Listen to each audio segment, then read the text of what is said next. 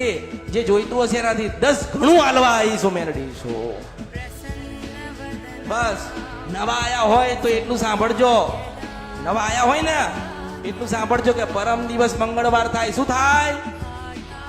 પરમ દિવસે પાછો મંગળવાર થાય એટલે સાંજે તમારી કુળદેવી ને સુખડી ને શ્રીફળ ધરાવજો. જે નવા આયા હોય એ જૂનાને તો ખબર છે, નવાને મારો અનુભવ કદાચ ઓછો હોય, કંઈક સાંભળીને આયા હોય, કંઈક જોઈને આયા હોય, કાં તો એવું થયું હોય કે અહીંયા જઈશું તો દુઃખ મટશે, પહેલા તમારે ભક્તિ કરવી પડશે. એટલે મંગળવારના દિવસે જે નવા ભાવિક આયા છે, જે ભક્તો આયા છે, એમને મંગળવારના દિવસે સાંજે 7 વાગે સુખડીને શ્રીફળ ધરાવી કુળદેવીના ત્યાં થોડું કાલાવાલા કરવા, બન તો રાત્રે 12 વાગ્યા સુધી ભજન કરવું. અને 2 વાગે તમને તમારી માં દર્શન ના દે તો ભર્યું મારા અવતારમાં ખોટ પડશે. એ હું સિદ્ધવન સપરા નદી કંદરપિયા મેલડી છો. ભજન કરો ને ના ઉભી રહું તો મારું નામ મેલડી નહીં. ખબર શું પડે કળિયુગમાં હું આવી હતી માસ્તર? ખબર શું પડે કે હું કાળકાના મેલડી આવી હતી? પણ એમ કહું છું કે એક સાથે હું 5 જગ્યાએ દર્શન આપું ને તો જ હું અસલ મેલડી છું.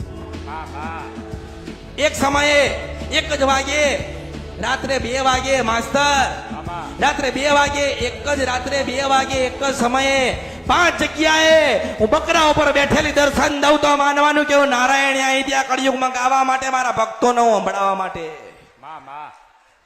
એક જ સમયે રાત્રે એક જ સમયના ટકોરે રાત્રે 12 વાગે, રાત્રે 12 વાગે ને 12 વાગે ને 12 વાગે, કારણ કે 12 વાગ્યા પછી તો મારો દિવસ થાય છે.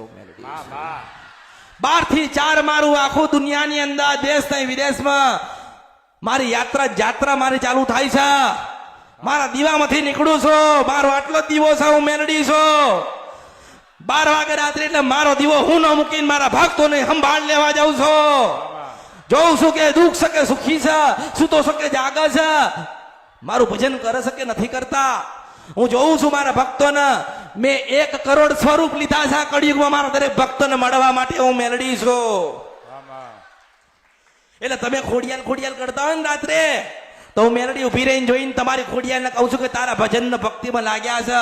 ગાડી તું એમની ને એ તારા છે, તારે એ કહે છે કે 12 મહિના તો ભક્તિ કરવા દો, તું આલ્યું એટલું આલીશું. ખોડિયાલ શું કે